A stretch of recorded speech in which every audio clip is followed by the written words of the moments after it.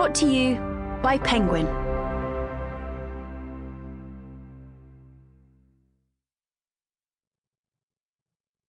The King's Mother by Annie Garthwaite. Read by Amber Anderson.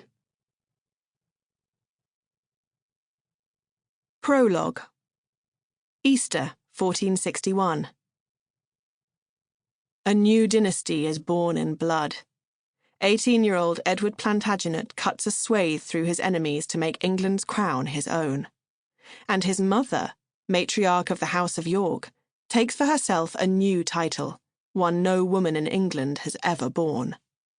Cecily, the King's mother. It acknowledges her body, which brought this young king forth, and the courage with which she cleared his path to the throne.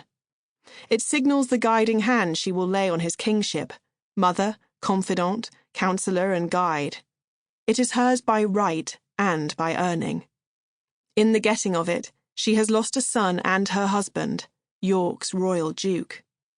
But, in the progress of Edward's tumultuous reign, there will be other women who, driven by ambition, necessity, or dread, will seek the throne for other sons. They will be no less fierce nor resolute. They will have no less cause. Cecily, Marguerite, Elizabeth, Margaret. King's mother. There can be only one. Chapter 1. Easter Saturday, the 4th of April, 1461. Westminster. Tenebrae, vigil for the crucified Christ, and in the darkness before dawn a single candle is passed hand to hand.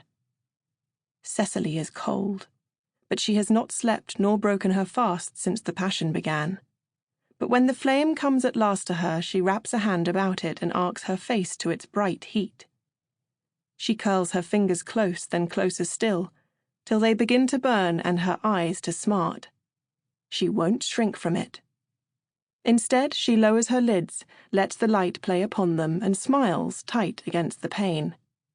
This is God's promise, she tells herself. Edward, her son, still lives. So far from her, yet still her flesh feels the fire in him. It's 3 weeks since he rode to war against Lancaster, a king proclaimed but not yet crowned. "Let me earn it first," he told the cheering crowd. "The usurper Henry still lives, his bitch Queen Marguerite and her bastard son. When I've put them down, then I'll take up my kingdom." They cheered him all the more for that, just as Cecily said they would when she told him to say it. She stood beside him, relishing the weight of his army at her back, the bladed ranks of archers, pikemen, and foot, the lumbering artillery with its pent-up violence of powder and shot.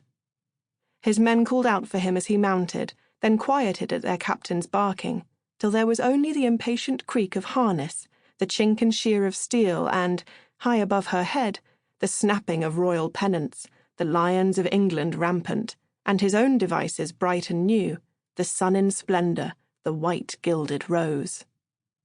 She watched him stand in the saddle for one last look behind, a brisk nod to his captains, then a settling, a shift in his focus, a widening of the space between them before even a step was taken.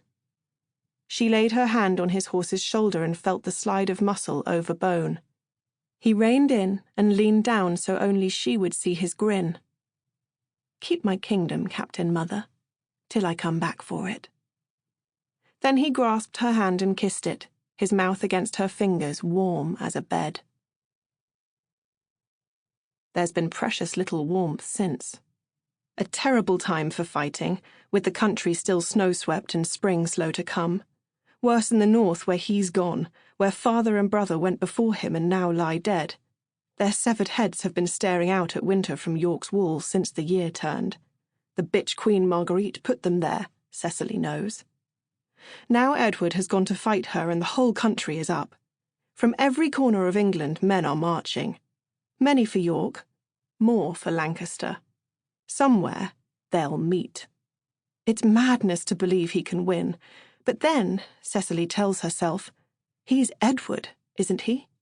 Doesn't the... Sample complete. Ready to continue?